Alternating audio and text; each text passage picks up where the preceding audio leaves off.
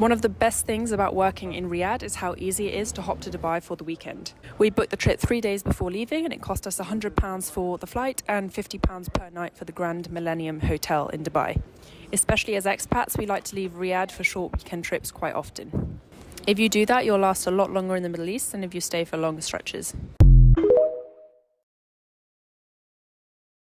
Do you want to move to London? Do not skip this video. My ebook, Across the Pond, An Expat's Guide to Moving and Living in London, shares absolutely everything you could ever want to know about moving to the capital.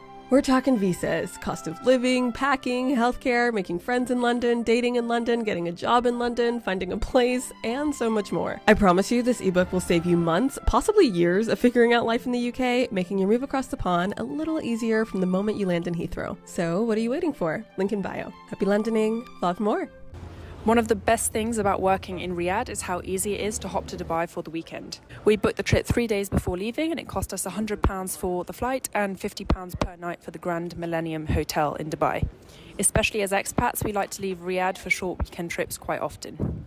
If you do that, you'll last a lot longer in the Middle East than if you stay for longer stretches. So I was thinking, you guys, we had been talking about, getting jobs abroad, and, the best option for you to do is, if you're going to travel abroad or live abroad, is to work remote. Now, I was thinking there are some good ways to make money as an expat.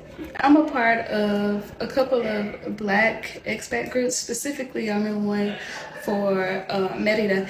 And we are always looking for people who braid hair, for people who cut hair, for estheticians, because our standard in the U.S., and sometimes our health standard and how we conduct waxes and things like that are not the same. So you always have expats who are looking for, the same quality service that they're used to in the US. So if you're abroad and you have those type of skills, like I said, if you're an esthetician or a cosmetologist or, have some type of trade like that, I feel like that's the key. We moved our family of 5 from America to Turkey. Turkey is currently kicking all America. So go back and watch that whole video. It was actually really interesting. It's from a woman who moved her whole family to Turkey, was really heavily invested in their lives there, and then now is kind of facing difficulty because of changes with the Turkish government and their relations with expats and visas and things like that. And some of the things I talk about when it comes to moving abroad is not just the planning for the move, but also the planning for emergencies and if something goes wrong. And I always say you absolutely have to have an exit strategy because countries can deny visas for any reason. They can pull your visa. They can kick you out of the country. Even if you didn't do anything wrong, they can just change because of politics, because of resources.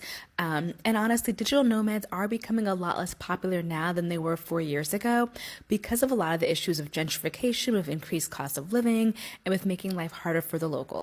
So if you were someone who was maybe you're saving and planning to move to a place like Istanbul or Bali or Portugal, and you were my goal is to move in the next year or two, now might be the time to even start rethinking that strategy because those places are all getting harder to move abroad if they haven't already gotten so. Bali has gotten incredibly hard to move abroad. It used to be a digital nomad hub. It was oh, yeah, everyone come through. It was so great. And now they're really cracking down. Same with Portugal. They're removing a lot of the visa programs that made it so easy for us to get there. If you're planning, maybe accelerate that planning, but also just always keep in mind your exit plan. Always make sure you have your side money ready in case you do have to leave the country suddenly and know where you're going to go.